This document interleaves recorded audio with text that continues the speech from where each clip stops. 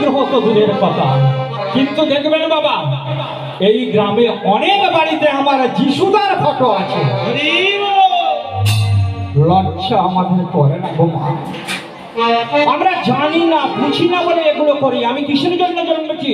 সনাতন ধর্মে কোন কুলে যে কুলে জন্মগ্রহণ করে রাম শ্যাম রাধা মূর্তিকে উচ্চারণ করতে পারি,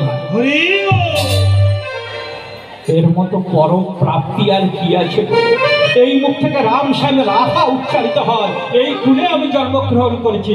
আর আপনারা সেই গৌরাঙ্গ মহাপ্রভুকে চিনলেন না, তাই না বাবা? এই যে আমরা বলি হরি কথা, এই যে হরিনাম শুনতে এসেছি বলে গেছিলাম না, হরিনাম কি বাবা এইটা জানেন আগে? হরিনাম কি? হরিনাম, আমরা কেউ হরিনাম শুনতে আসেনি, হরিনাম শোনা যায় না।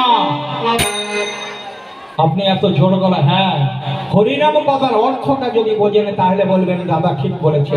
হরিনাম আগে নাম, কোথা থেকে এলো? লোম ধাতুর অব্যয় থেকে নাম।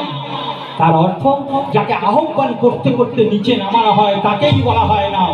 একটা ছেলে ছাদের কার্নিশে উঠে গেছে, আপনারা ভয় দেখিয়ে তাকে নামাবেন?